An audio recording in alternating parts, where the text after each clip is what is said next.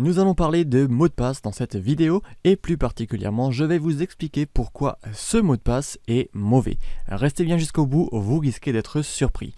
Avant de vous dire pourquoi, j'aimerais parler des bons moyens de créer des mots de passe. En effet, on sait déjà tous qu'il faut créer des mots de passe compliqués, mais la question est compliquée pour qui ? Pour les pirates ? Pour les logiciels ou pour vous-même dans le sens où il faudra systématiquement appuyer sur mot de passe oublié car vous aurez oublié votre mot de passe ultra sécurisé. De cela découlent les recommandations classiques du type mettez au moins une minuscule, une majuscule, un chiffre et un caractère spécial, le tout avec 8 caractères minimum. Premièrement, qui le fait vraiment ? C'est-à-dire qui met bien ces 5 points en place dans leur mot de passe.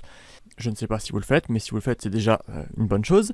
Deuxièmement, qui met ces 5 points en place de façon aléatoire. Et ça, c'est très important. Et malheureusement, sans doute personne ne le fait car il est plutôt impossible de retenir un mot de passe, voire plusieurs, qui sont totalement aléatoires. En somme, selon ces recommandations, ZF45 étoile FV0 est un bon mot de passe, mais un petit peu difficile à retenir.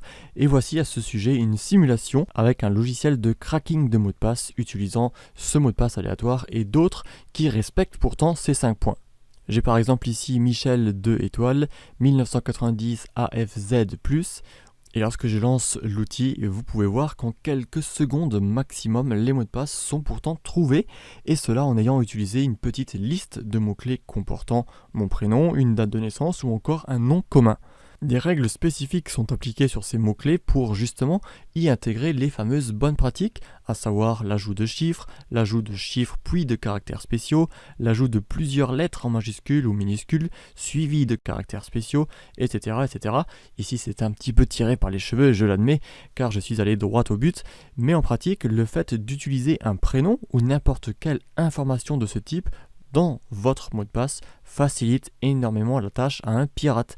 Si maintenant votre propre mot de passe contient une information que l'on peut connaître sur vous, sachez qu'on pourrait procéder de la même manière pour essayer de deviner votre mot de passe en changeant des lettres, en les mettant en majuscules, en ajoutant un chiffre ou un caractère spécial avant ou au début de celui-ci. Et un pirate procédera justement à la récupération d'informations sur vous avant de s'attaquer à votre mot de passe. Donc techniquement, un mot de passe de 5 caractères totalement aléatoire avec les bonnes pratiques en question peut être plus sécurisé qu'un mot de passe de 10 caractères représentant un mot ou une expression reconnaissable. En reprenant donc mon mot de passe aléatoire cité précédemment, celui-ci sera bien plus difficile à trouver car humainement parlant, on n'arrive pas à trouver de rapport direct avec une personne, sauf à la limite si elle s'appelle effectivement ZF45. Après, c'est à voir en fonction des situations.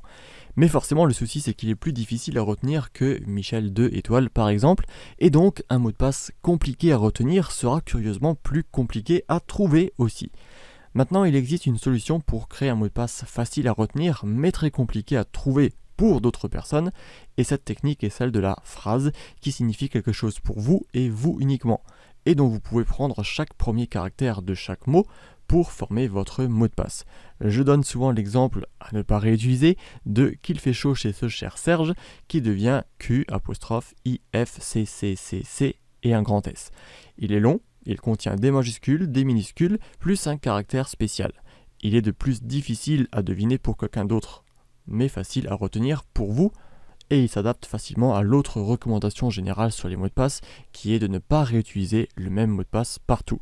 Vous pouvez de ce fait changer un mot donné de votre phrase et la remplacer par quelque chose lié au site en question. Par exemple, qu'il fait chaud chez ce cher Facebook pour le mot de passe Facebook, qu'il fait chaud chez ce cher Twitter par exemple pour Twitter, mais bien sûr il ne faut pas non plus rendre cela prévisible pour autant. Et enfin, cela s'adapte aux éventuelles restrictions de format de mot de passe. Vous aviez sans doute déjà eu affaire à ce type de site qui vous demande un mot de passe précis de 5 caractères exactement avec que des chiffres ou que des choses comme ça. Et bien si justement on vous demande que des chiffres, vous pouvez compter le nombre de caractères de chaque mot de votre phrase et ainsi créer un mot de passe à ce sujet, ce qui fait que vous n'avez pas à retenir des mots de passe supplémentaires. Et s'il faut réduire ou allonger la taille de votre mot de passe, libre à vous également de supprimer ou d'ajouter un mot supplémentaire.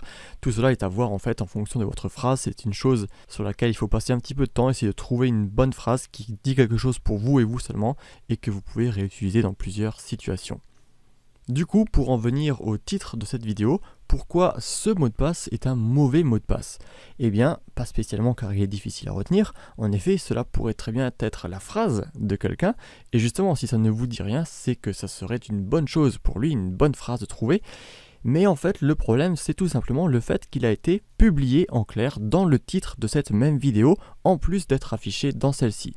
Et cela en vaut de même pour tous les autres mots de passe montrés ici, à savoir un mot de passe public, même s'il est extrêmement compliqué, n'est plus sécurisé. Il est très facile de récupérer ces mots de passe et de les placer dans des listes de mots-clés comme nous avons vu précédemment.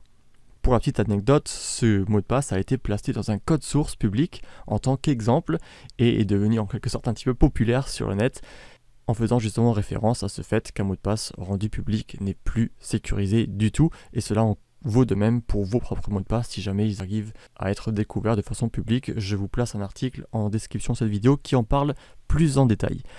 Je vous laisse également un autre lien dans la description vers l'article de blog qui récapitule tout ce dont on a parlé ici, avec en prime une petite astuce pour sauvegarder vos mots de passe dans le navigateur de façon volontairement erronée, et cela de façon à éviter le vol de mots de passe par logiciel espion, par visite directe de votre PC, ou même par vol pur et dur de vos mots de passe sauvegardés. Vous verrez que la technique n'est pas très connue, pourtant fonctionne très bien, tout en vous permettant d'accélérer vos tâches de connexion à vos sites web. Prenez soin de vos mots de passe, n'hésitez pas à en débattre dans les commentaires si besoin, et à très bientôt.